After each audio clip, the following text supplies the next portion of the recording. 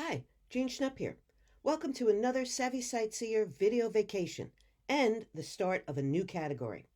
This series takes a look at some places many take for granted, our local parks. In all, there's at least 70,000 acres of recreational and wooded parkland spread across Long Island, from Queens to Montauk. Most people have a favorite, whether because it's the closest or it offers different activities they like. In these videos, we are going to dive deeper into some of the great parks and preserves Long Island has to offer. We'll look at their histories and find out why these particular pieces of land escaped development and became public places, and even how they came by their names. You will find that the parks each have a unique story to tell. We're going to start this new series with some of my favorite spots, from my childhood stomping ground at Alley Pond Park in Queens, just 3 miles from the Nassau border, to one in Nassau and a few in mid-Suffolk. You'll find out what makes each spot special. If you get inspired to check them out, always call the park first for current operating hours and restrictions, residency requirements, and whether there's a parking fee at the time, or even if they may offer special senior rates or exceptions. And of course, remember to pack a water bottle and tick spray. For now, you can skip the insect repellent, sit back, and enjoy a romp through Long Island's parklands. When I was growing up in Queens Village, a typical jaunt in the summer would be a 2-mile hike to Alley Pond Park. No, we never knew it was 2 miles at that time. Those days were well before Google Maps let you know exactly what kind of a trek you were in for. On the way, we used part of the original old Vanderbilt Motor Parkway and traipsed along what possibly had once been a part of an old underground railroad trail. Around the turn of the 19th century, young William K. Vanderbilt Jr., heir to a railroad fortune and a pioneer race car driver, became irritated that Europe was the scene for professional car racers. He wanted to showcase American ingenuity and car-making skills against the Europeans, and so in 1904 he sponsored America's first international road race, the Vanderbilt Cup Race, using about 30 miles of existing public roads in central Long Island. By 1906, spectators numbered in the 250,000, and it was no surprise when one got in the way and was killed. Rather than let the sport die, Vanderbilt decided to create his own roughly 40-mile police-free road without speed limits for the exclusive use of automobiles. It was to stretch from Queens to Lake Ronkonkoma in Suffolk County. In 1908, his Long Island Motor Parkway, a toll road, opened and the cup races were back on. But so were accidents, and international race car driving on Long Island ended in 1910. Over time, free roads were developed, and the money-losing old Vanderbilt Motor Parkway officially closed in 1938, with the rights of way turned over to the counties through which it ran. The Queens stretch became a greenway, connecting two parts, Cunningham to the west and Alley Pond to the east. Of course, we didn't know all that back in the 1960s, just that it was a great path for kids going through the woods, past backyards and playgrounds, and over and under major roadways to walk along on an adventure away from urban streets. In a move to protect open spaces in 1929, New York City Parks acquired 330 acres of land surrounding a region called the Alley, a natural valley that was a route to Brooklyn and Manhattan in the 18th and 19th centuries. In 1935, a 26-acre park officially opened that included a bird sanctuary, tennis courts, bridle paths, and a nature trail, the first such trail in the city's park system. Title to the Vanderbilt roadway was transferred to New York City Parks 2 years later and was converted to a 2.5-mile bicycle path. Today, Alley Pond is the second largest public park in Queens, with more than 655 acres. But at one point, it lost its namesake pond. Over the years, New York City Parks filled in much of the valley's marshlands to construct recreational facilities and roads, such as the Cross Island Parkway and Long Island Expressway. When the LIE was built in this area in the mid-1950s, Alley Pond was infilled to create a cloverleaf interchange between highways. In the 1960s, I sat with friends on a hill in the park and watched as roads were built and expanded.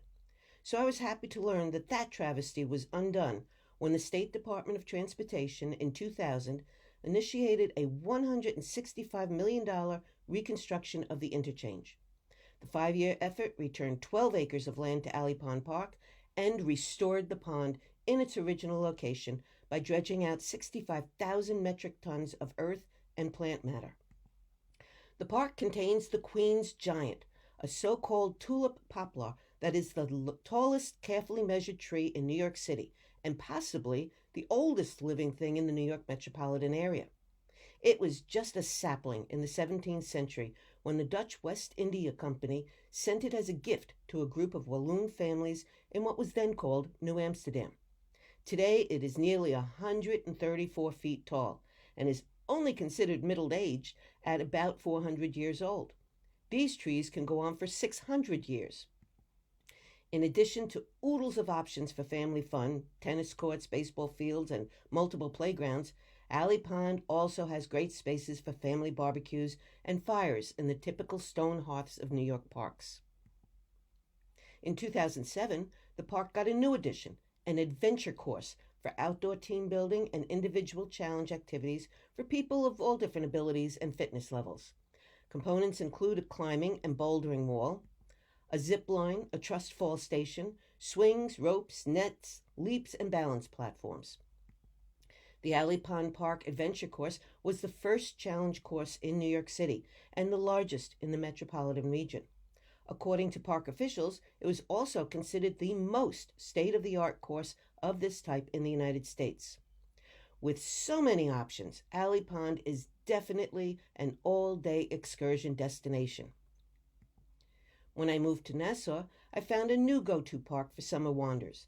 This time, no, we didn't walk the nearly 4 miles east to it. Instead, my friends and I would bike our way to Christopher Morley Park, a 98-acre patch of land filled with all sorts of recreational opportunities in Roslyn near the North Shore. For the sports-minded, there's a 1-mile fitness trail loop and tennis, basketball, and volleyball courts, along with baseball fields, an Olympic-sized pool, and even an outdoor ice skating rink and a golf course. My favorite was always the acres of wooded nature trails. In 1961, Nassau County paid less than $1 million for the property, previously an estate owned by John and Nettie Ryan, whose banking and mining interests made them a very wealthy couple, the elite of New York City high society. In the early 1900s, the couple had bought the Roslyn property with its Georgian Revival mansion shown in this archived photo as a country estate, which they christened Derrymore. In 1937, the mansion burned down and was demolished a few years later. Initially, when the county's plans to convert the property to a public park were finalized in 1962, it was to be called Ryan Park in honor of the couple.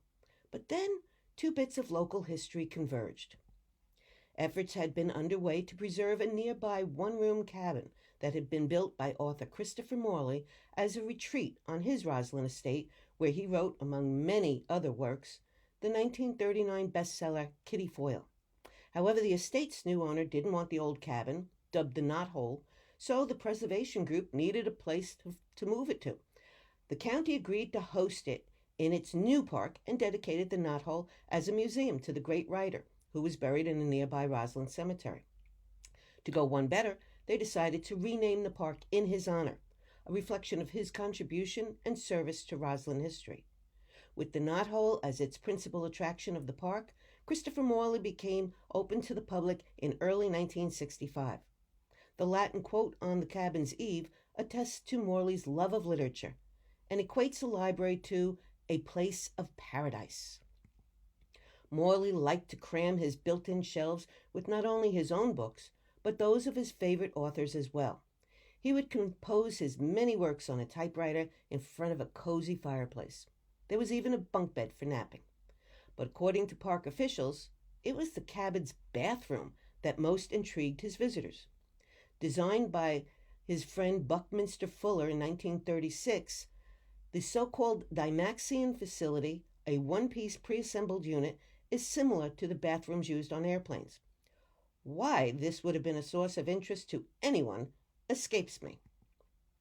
More likely as a point of interest is the 4-sided clock tower, finished in 1966, with 4 185-pound clocks. It is one of the park's most recognizable landmarks and a convenient spot for people to meet at. On one side, it fronts the massive outdoor pool complex. On the other, it overlooks an 80 by 200-foot multi-purpose rink, where throughout the winter, skaters can enjoy afternoon and sometimes evening glides around the oval. Another feature of the park is its 9-hole golf course, which I played a few times with my parents, who were avid golfers. We soon discovered, however, that I am not, and that was the end of my days on the links. With all this and plenty of seasonal activities, like outdoor concerts offered during the summer, Christopher Morley should be checked out by lovers of the outdoors and history alike. Many drivers see the off-ramp for the Connetquot River State Park Preserve on the north side of Sunrise Highway, or Route 27, in Oakdale, but pay it little attention as they whiz on by, heading west toward Manhattan. They have no idea that past the little guardhouse at the entrance are 3,743 acres of prime Suffolk County parkland that had once been the playground of extremely rich city sportsmen. Today, the park is overseen by the New York State Parks, Recreation, and Historic Preservation Department, which maintains easy walking trails as well as fishing on the Connetquot River. Detailed trail maps are provided free at the main entrance and various spots around the park. The Connetquot River was named by its first residents, the Connetquot people, and translates to the Long or Great River. The 6-mile waterway, one of Long Island's longest rivers, runs through the heart of the preserve and had been the main draw for those wealthy sportsmen. One of their most welcome sights was a simple mile marker. Way back, the road that ran from New York City to Montauk was called South Country Road, and when visitors reached this point, they knew they had arrived. Many would have taken the Long Island Railroad to near today's Central Islip stop, and then a horse-drawn coach to the grounds for a weekend of fishing and hunting. They'd stay at the Connetquot Inn, a very popular stagecoach stop that was run by Eliphalet, or Liffey Connetquot, on the land he'd leased from the Nickel family in the early 1820s. With Liffey's skills as a hunter, fisher, and innkeeper, and his wife's culinary renown, the inn morphed from a stopover on the way to Montauk to a destination itself. The land and inn were bought in 1860 by a group of the inn's longtime sportsman visitors, who then sold it for $1 to the Southside Sportsmen's Club that they'd incorporated in 1866. See if you can envision some of the more famous guests here: Ulysses S. Grant, W.K. Vanderbilt, Andrew Carnegie. Maybe they were sitting on the porch or heading into the men's only dining hall or lounging in the billiard room by the Franklin stove that had been a gift in 1886 from the proprietor of the old Astor House Hotel in New York City. The elegant arched stained window over the main doorway is nothing less than Tiffany glass. And yes, Louis C. Tiffany, the C stood for comfort, really, was a club member. The roughly 100 founding members, who were indeed the elite of New York City, each paid $500 for 100 shares of stock in 1866. They came from all walks of industry. Some were bankers and financiers, others merchants, lawyers, horse breeders, publishers, restaurateurs, shipping, even members of government and the military. Equally impressive were their guests, who included Grover Cleveland, Teddy Roosevelt, and Dwight D. Eisenhower. Buildings were extended and added to the property, like the housing annex, built in 1899 with a commanding view of the main pond. Accolades for the parkland include being billed as having, quote, superb hunting and fishing. The wealth of various breeds of fish, ducks, plovers, rabbit, quail, pheasant, and deer is what drew the privileged sportsmen out from the city. Also on the edge of the pond is a wheat and corn mill built in the 1750s. It once faced the old South Country Road. When that road needed to be expanded as travel grew, a deal was made to redirect that main New York City to East End thoroughfare south of the preserve to what is now Montauk Highway, so the sportsman's playground wouldn't be bothered by increasing traffic through it. Just past the mill are street poles still marking the intersection of Old South Country and Brook Roads. The nickel mill operated until 1870 and was unique in that it used a horizontal wheel instead of the more typical vertical, reportedly a more economic design because it cost less and was easier to maintain. Tours of several of these buildings are available. Beyond the housing and mill complex lie 50 miles of horseback riding, nature, and hiking trails. Some of these are well marked and range from 1 mile in length to 8. Over 200 bird species, 300 plant species, and wildlife that includes reptiles, amphibians, butterflies, red fox, white-tailed deer call this place home. In short, all creatures great and small. Along the way, there's an artesian well and a fish hatchery. Benches strategically positioned give visitors a chance to rest and absorb the various pond and river views. Well-placed signs detail the natural cycle of these woods and plants and how the well and the hatchery operate. The Friends of Connetquot even offer a free cell phone-activated walking tour that provides additional interesting facts about the park, its inhabitants, and history as you walk. Citing high taxes and expenses, the Southside Sportsmen's Club dissolved and sold the land to New York State in 1963 for just over $6 million. But then some members reorganized as the Connetquot River Club and leased the property for another 10 years when the group finally disbanded for good. The complex was added to the National Register of Historic Places in 1973. And in 1978, this stretch of the Connetquot River earned the distinction of becoming the first park preserve in New York State. Whether it's for fishing, hiking, even cross-country skiing and snowshoeing in the winter, or just communing with nature or revisiting a piece of Suffolk County history, the Connetquot River State Park Preserve is a spot to pin on your map. Another parkland that started out as private property, then became a private club, and is now available for the pleasure of all, is the Caleb Smith State Park Preserve. Much of the preserve's 543 acres are undeveloped, allowing visitors to explore its freshwater wetlands, ponds, streams, fields, and upland woods.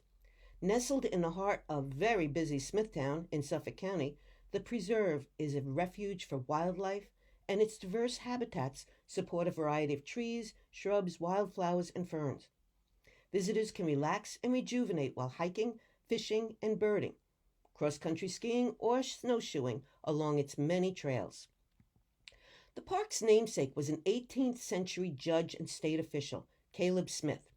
The property was first inhabited by Native American Nassauquaks, then granted to the Montauk tribe led by sachem or chief Wyandanch.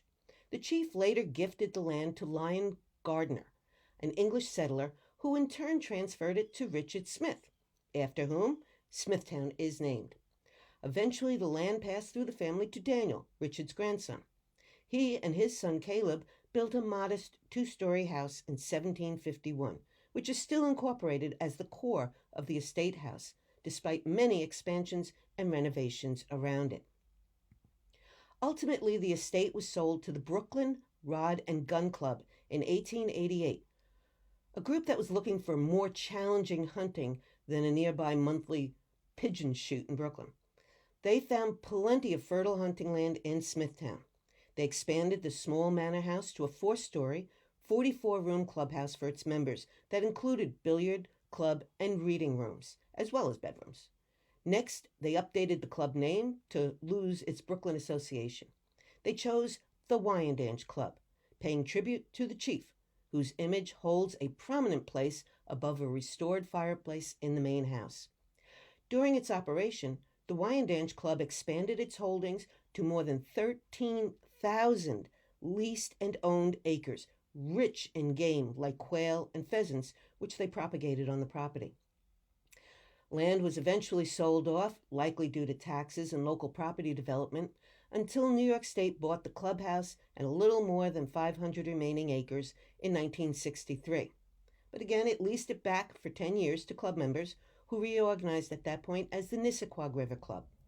In 1974, the property was opened to the public, and in 1978, it became a preserve. Parts of the building are open to the public and offer a variety of educational exhibits, such as one that details Caleb Smith's conflicts with British soldiers during the 1770s. There's also a natural history exhibit, including taxidermies of a great blue heron, red fox, flying squirrel, and river otter. A three-dimensional display of the preserve's property and landmarks explains the preserve's history. Some artifacts from the Sportsman's Club days are laid out, along with a piece of a gristmill stone that ground wheat and corn into flour. And then there's Caleb's door. It was an outer entryway on the original house, and it has a story to tell. Actually, there are several versions of the Caleb versus adversaries and how this door factored into it. Much speculation has arisen over the source of a gash in the wood. One tale has it that Caleb Smith, a strong patriot who had refused to take an oath of allegiance to King George, drew the ire of British soldiers stationed on the island. When they came for him, swords drawn, he reportedly slammed the door on them, catching the sword, which left a gash. Another story has it that he possibly ratted out a fellow patriot, who, when released finally from a British prison, came literally with daggers out to exact revenge on Caleb. It ends pretty much the same way as the other recollection, with the dagger being thrust into the door, leaving its mark. And a third version has marauders from Connecticut pillaging and ravaging farmers on the island. They set upon the Smiths with cutlasses and robbed them of anything of value that Caleb hadn't already hidden in the woods. When they were finally done, Caleb flung the door shut behind the departing men and, yes, caught the blade in the process. Stretching out behind the house in part is the summer kitchen, where the family did all their cooking in a wood-burning fireplace. The house overlooks Willow Pond, which was constructed in 1795 by Caleb's son Paul. He had raised the dam on Whitman Stream to power up the grist and sawmills they then built. Neither remain today, but they were integral to the family being able to provide for all their needs through their own property. In all, there were 9 homes, a tannery, a shoe market, 2 mills, and 3 mill ponds on the estate. Several trails crisscross the park, some a bit more rugged than others, and range out from a little over half a mile to 2.5 miles long. Part of the Long Island Greenbelt Trail runs through the park.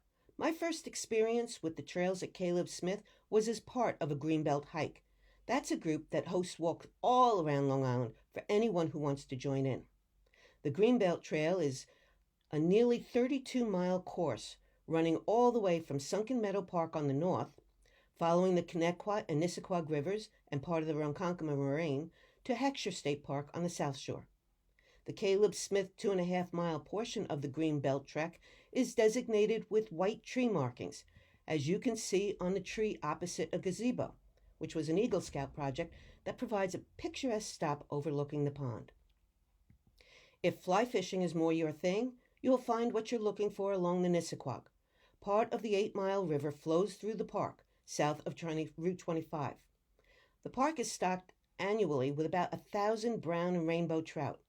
Striped bass, bluefish, flounder, eels, and porgies are among the many other species of fish there.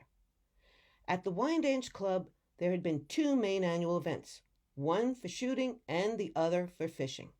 The Nassau was billed as a paradise for true anglers, and that holds true today.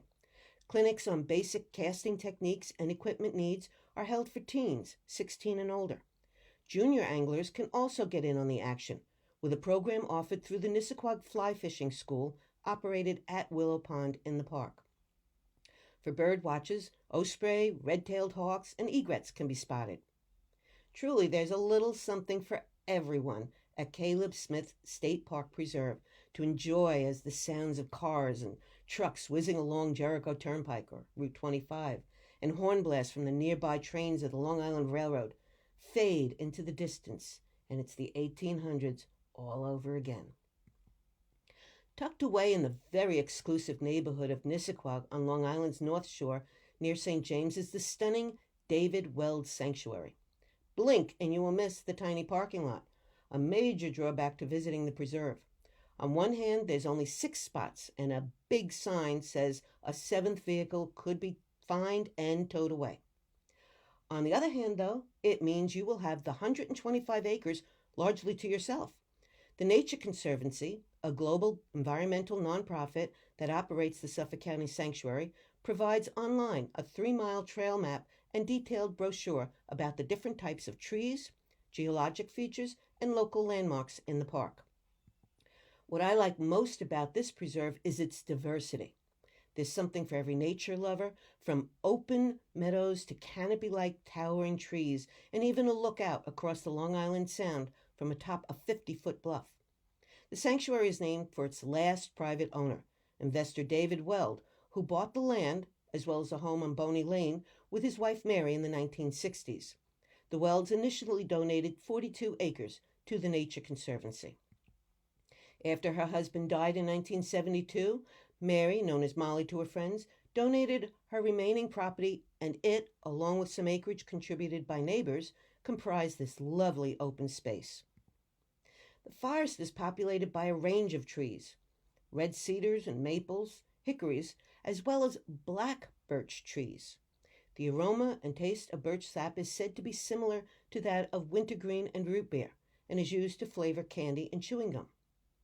One tree in the woods that really caught my eye was the tulip tree, which for some reason made me think of telephone poles. Of course, I had to find out why these grew so straight while all around the trees went in every direction.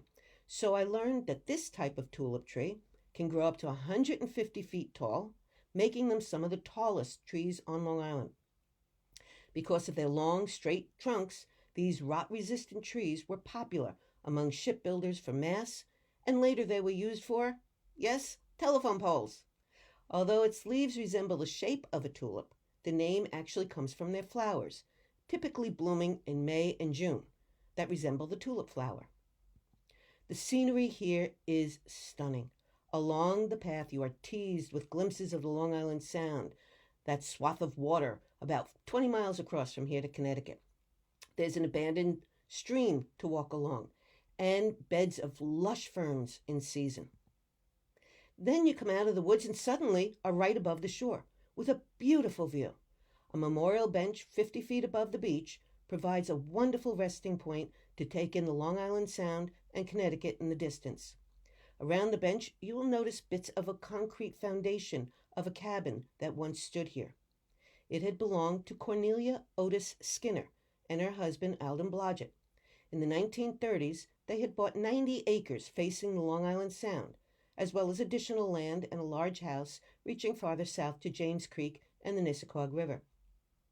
On the bluff, they built a small cottage called the Watchman's Cabin, in which Cornelia would be inspired by the views to write.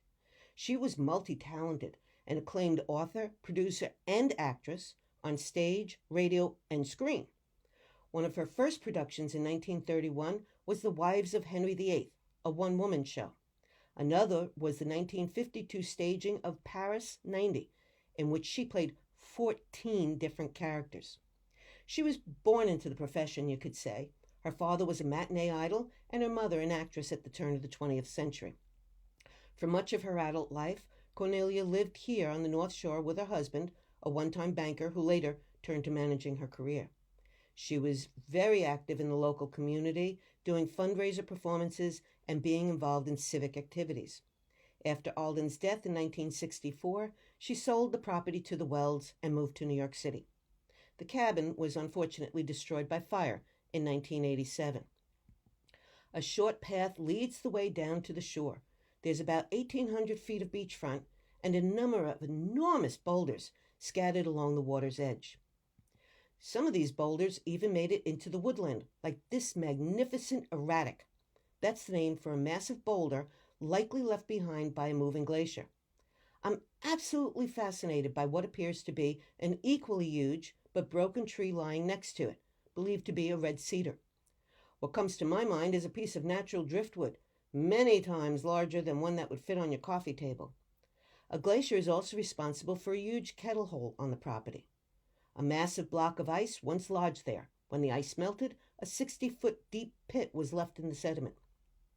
Whether for the flora, fauna, geology, history, or just a walk with nature, the David Weld Sanctuary is definitely worth a visit.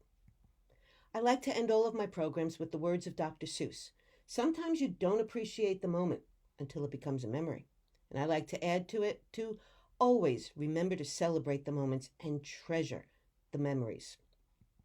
I hope you've enjoyed this tour with me of some of my favorite parks. The island is rich with so many beautiful spots, many of which are more than just pretty. They have stories to tell.